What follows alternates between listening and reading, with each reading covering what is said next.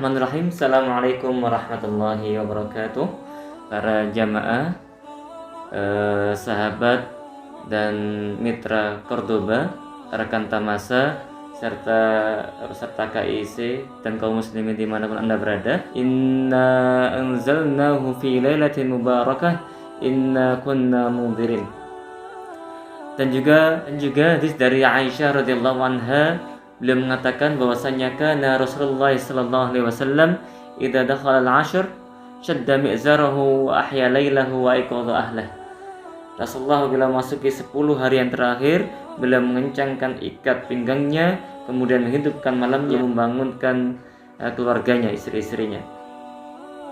Kemudian juga Rasulullah SAW juga bersabda, taharraw lailatul qadri fil witri minal 'ashril awakhir. Carilah malam qadar itu pada malam ganjil dari 10 hari yang terakhir. Kebetulan juga sekarang hari Kamis, nanti malam adalah malam Jumat itu, dan juga bertepatan dengan malam ganjil. Barangkali kemungkinan adalah waktu yang tepat untuk mencari malam qadar. Jamaah sekalian, terkait dengan i'tikaf kali ini kita format tanya jawab saja ya, tapi saya masih nunggu yang mau tanya ini, sebentar kita tunggu ya. Nah ini nih datang nih. Oke. Silakan Mas Udin, tanya aja. Ustaz, iktikaf itu ibadah apa sih, Ustaz? Pertanyaan bagus. Iktikaf secara bahasa al-iqamatu 'ala syai'. Artinya konsisten untuk sesuatu yang dikerjakan. Itulah namanya iktikaf secara bahasa. Jadi maksudnya iktikafnya secara syar'i adalah liman lazamal masjid wa aqama fihi lil ibadah. Jadi orang yang senantiasa istiqomah, konsisten dalam masjid, kemudian beribadah di dalamnya. Jadi ibadah iktikaf ini adalah jenis ibadah yang terikat tempatnya. Selama dia berada di masjid, itulah iktikaf. Boleh nggak wanita atau anak-anak ikut iktikaf? Oke, saya jawab yang pertama dulu, wanita iktikaf. Wanita iktikaf itu dibolehkan, bahkan bahwasanya Rasulullah dikabarkan oleh Aisyah, karena Rasulullah sallallahu alaihi wasallam, Rasulullah ketika memasuki idza dakhala al-'ashr, 10 hari yang terakhir, beliau mengencangkan ikat pinggangnya, menghidupkan malamnya, kemudian juga aiqadha ahlah, membangunkan keluarganya. Kemudian hadis dari Aisyah bahwasanya kana Nabi sallallahu alaihi wasallam ya'takifu al-'ashr al-awakhir min Ramadan hatta tawaffahu Allah taala, thumma i'takafa azwajahu min ba'di. Rasulullah selalu beriktikaf 10 hari terakhir di bulan Ramadan, Allah wafatkan beliau. Kemudian setelah beliau wafat, istri-istrinya beriktikaf juga. Itu menandakan bahwasanya wanita boleh iktikaf dengan 2 syarat. Yang pertama adalah mendapatkan izin dari suaminya. Yang kedua adalah apabila ketika iktikaf jauh dari fitnah. Jadi apabila di masjid itu tidak memancing fitnah, maka boleh-boleh saja. Itu 2 syarat bagi wanita yang iktikaf. Yang kedua, untuk anak-anak boleh iktikaf. Iktikafnya anak-anak boleh untuk keperluan melatih mereka untuk beriktikaf, sebagaimana kita melatih anak-anak kita untuk berpuasa.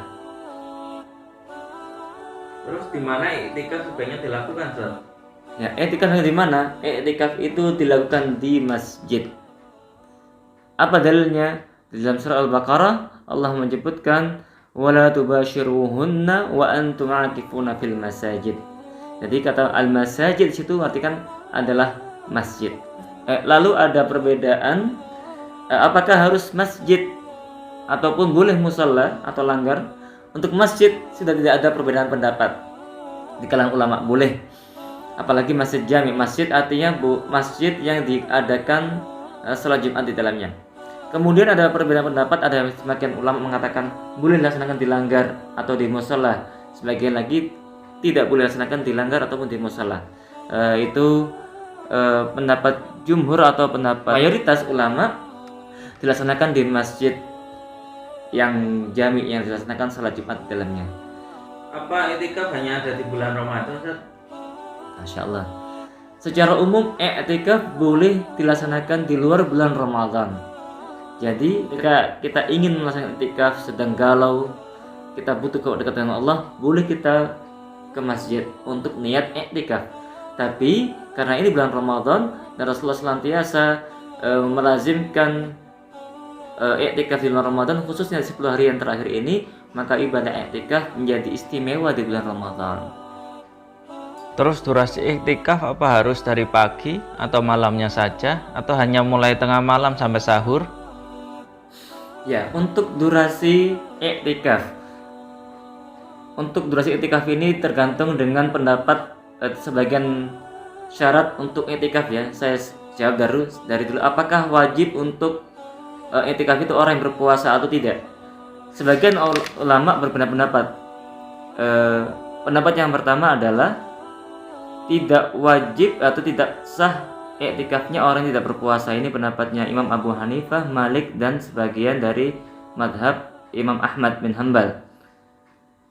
Maka menurut pendapat yang ini harus i'tikaf itu mulai dari puasa ya, dari siangnya, kemudian sambung ke malamnya. Pendapat yang kedua mengatakan bahwasannya tidak sah i'tikaf orang yang tidak berpuasa. Artinya maksudnya adalah tidak disyaratkan berpuasa orang yang beriktikaf. Ini adalah madhab Imam Syafi'i dan sebagian pendapat Imam Ahmad bin Hanbal. Berarti boleh untuk pendapat ini iktikaf malamnya saja.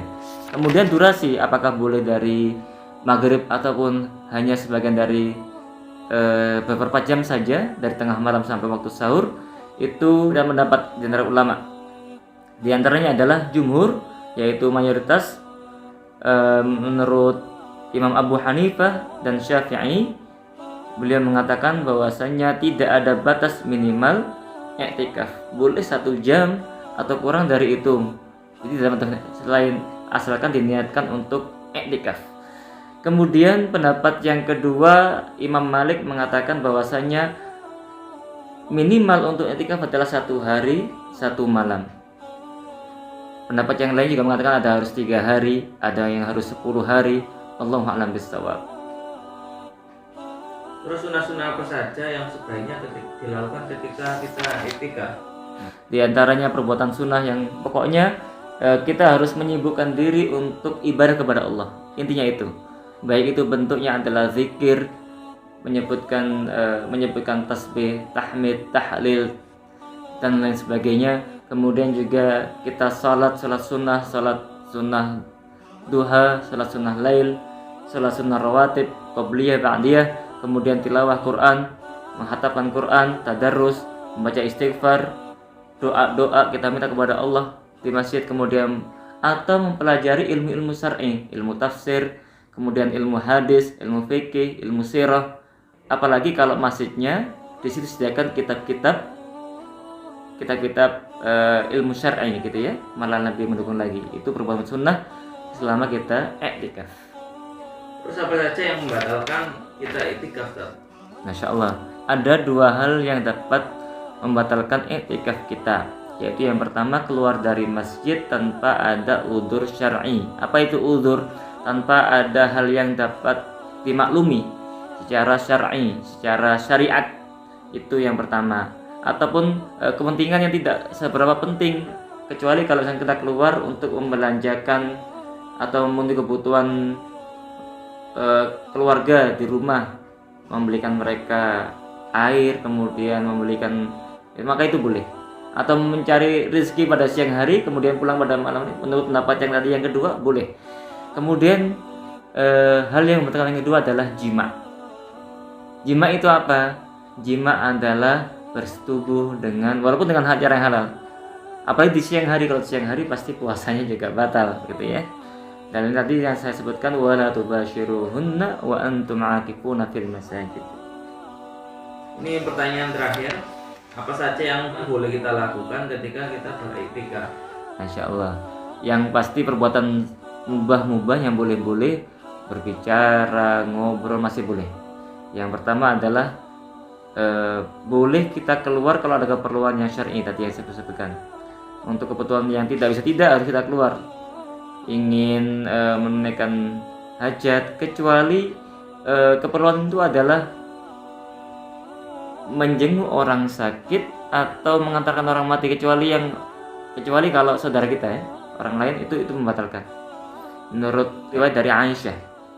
Yang kedua adalah terlalu menyibukkan dengan perkara-perkara yang mubah sehingga melalaikan kita daripada ibadah. Contohnya adalah ngegame, apalagi mabar di masjid.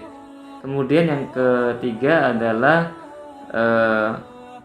menjenguk, ya misalnya istri menjenguk suaminya yang sedang i'tikaf di masjid, boleh. Kemudian yang keempat adalah mandi dan wudhu di masjid, boleh.